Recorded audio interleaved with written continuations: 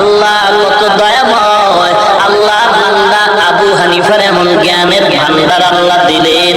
আবু হানিফা টাইমে এসে হাজির। খ্রিস্টান পাদ্রীর মাথা গরম, এত দেরি কেন হলো রে ইমাম আবু হানিফা? বলে আমি বাড়ি থেকে আসছিলাম অনেক তাড়াতাড়ি, কিন্তু নদী সামনে, নদী পার হওয়ার কোনো কিছু নাই। আমি দীর্ঘ টাইম অপেক্ষায় বসে রইলাম। হঠাৎ করে দেখলাম একটা গাছ ভাসতে ভাসতে আসলো। গাছটা এসে আমার সামনে নিজে নিজেই তক্তা হয়ে গেল। নিজে নিজে তক্তা একটার সাথে আর একটা লেগে লেগে কিস্তি হয়ে গেল, নৌকা হয়ে গেল।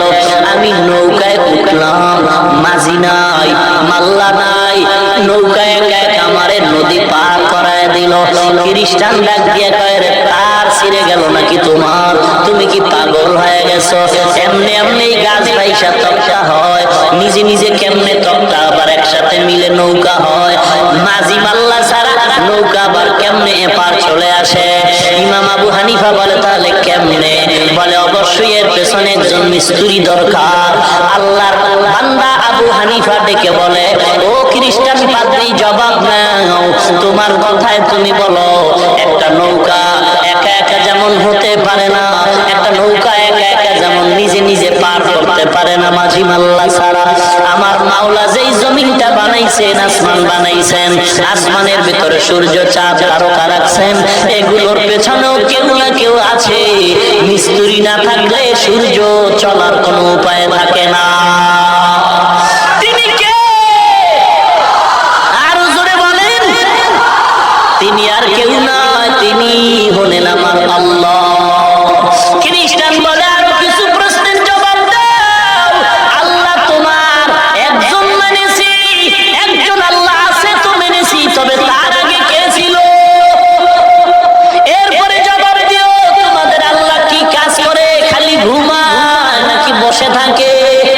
এরপরে জবাব দিও, আল্লাহ তোমার কোন দিকে নজর রাখে?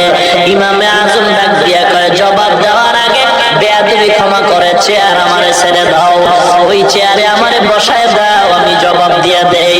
খ্রিস্টান পাদ্রী জানার জন্য ছেড়ে দিল চেয়ার।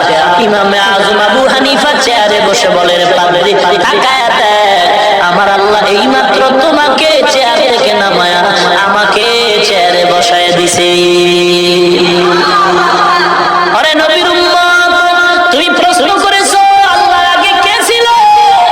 বলে, তুমি গণনা জানুনি? বলে, হ্যাঁ বলো। 1 থেকে 10 বলে, জানি। 1 2 3 4 5 6 7 8 9 10। উল্টা গুণে যদি আসো, আস্তে আস্তে তুমি 2 এর আগে কত? বলে 1 এর আগে কত? বলে নাই। আমার আল্লাহ একজন, আমার আল্লাহর আগেও কিছু নাই। লাকাদ জানাল বিলাদা ওয়া মান আলাইহা ইমামুল মুসলিমিনা আবু হানিফা। আল্লাহ কোন দিকে তাকায় থাকে? বলে, একটা বাতি জ্বালাও। বাতি জ্বালানোর পরে বলে, রে খ্রিস্টান পাদ্রী বলো, বাতির আলোটা কোন দিকে? খ্রিস্টান পাদ্রী বলে, চতুর্দিকে। বলে, আমার আল্লাহ কুদরতি নজরও চতুর্দিকে। আল্লাহ সব জায়গায় আছে না কোন জায়গায় আছে? শুধু উপরে, নিচে নাই। তাহলে অনেকে বলে উপরে আল্লাহ, তুমি নিচে ইল্লাহ।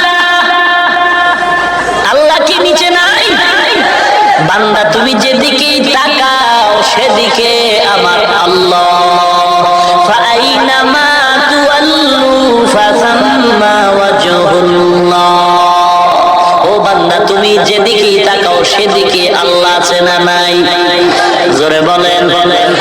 দেখি না, দেখি না তো, এত তাকাই আল্লাহর তো দেখি না। ওরে বান্দা, বুজুর্গানে দিন বয়ান করেছেন, মান আরাফা নাফসাহু ফাকাদ আরাফা রাব্বা। যে নিজেকে চিনে সে আল্লাহকেও চিনে। তুমি আল্লাহরে কেন চিনো না? আসলে তুমি নিজেরই চিনো না। আমি কে? আজকে আমি হাফিজুর রহমান।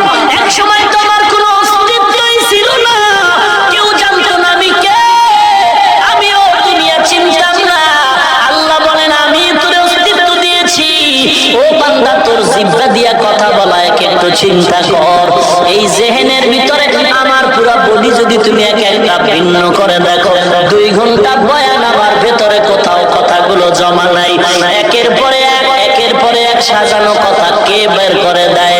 ওরে বান্দা, একটা মেশিন চলে 2 ঘন্টা, চলার পরে ফ্যানের বাতাস দিয়া ঠান্ডা করো, মাইক গরম হয়, মাউথ গরম হয়ে যায়। ওরে তুমি 30 বছর, 40 বছর, 60-70 বছর জিহ্বা নামের মেশিনটা দিয়া নাড়ায় নাড়ায় কত কোটি কোটি কথা তুমি সাপ্লাই দিলা। একবারও চিন্তা করেছো এই কথাগুলো কোন মেশিনের দ্বারা তৈরি হয়? যদি একবার তালাশ করতি, খুঁজে পাইতে কেউ না, তিনি আমার আল্লাহ। ওরে বান্দা, সে আল্লাহকে এখনো চিনো না রে মুমিন। ইমাম মালিককে প্রশ্ন করা হলো, আল্লাহ যে একজন, কোন দলিল আছে নাকি? ইমাম মালিক বলেন, ও ভাই, আল্লাহ যে একজন চমৎকার দলিল হল। দেখো রে গোলাম, একই মায়ের গর্ভ থেকে কত সন্তান বের হয়, একই মায়ের গর্ভের 5টা মেয়ে 5টা ছেলে, একজনের চেহারার সাথে আর একজনের চেহারার মিল নাই, একজনের কণ্ঠের আওয়াজের সাথে আর একজনের কণ্ঠের আওয়াজের মিল নাই। ওরে আল্লাহর কুদরত ধরে কেন বান্দা তুমি আজ আল্লাহরে চিনো না? আল্লাহর জমিনে থাইকা কেন তুমি আল্লাহরে মানতে পারলা না?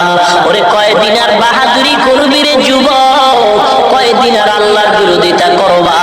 আজকে এত বয়ানের পরেও কেন তুমি দাড়ি রাখতে চাও না, নামাজ পড়তে চাও না? আমার দলে আসো বলি নাই, আমার টুপি মাথায় দাও বলি নাই, তুমি যে কোনো টুপি মাথায় দাও, চাই তুমি নবীর আদর্শওয়ালা হও। আমি 5 কল্লি টুপি মাথায় দিলাম, এই জন্য আমি বলবো না যে সবাই 5 কল্লি মাথায় দাও, কারণ আমার ইমানের হালাতের কথা বলছি। 5 কল্লি টুপি আমি মাথায় দিলাম, তবে অন্য টুপিওয়ালাকে আমি হিংসাও করি না, বাঁকা নজরেও দেখবো না। আমি গোল লম্বা জামা, কলার ছাড়া জামা পরলাম, যারা অন্য পোশাক পরেছে আমি হিংসা করি না, বাঁকা নজরও দেখি না। আমি কওমি মাদ্রাসায় পড়েছি, কওমি মাদ্রাসায় পড়েছি, হাটহাজারী থেকে শুরু করে মেখল পটিয়া মাদ্রাসা, উজানি মাদ্রাসা, এরকম হাজার হাজার মাদ্রাসা, কওমি মাদ্রাসা, যেই মাদ্রাসায় 40 বছরের ইতিহাস বাঙালি প্রমাণ করেছে, যেখানে লেখাপড়ার দ্বারা কোনো সার্টিফিকেট নাই, কোনো চাকরি নাই। আমরা বেলুলেস মোল্লার দল, আমাদের কোনো টাইম নাই। এক সময় অনেকে বলতো কওমি মাদ্রাসার আলেমরা হলো বোবা, কথা বলতে জানে না। আল্লাহর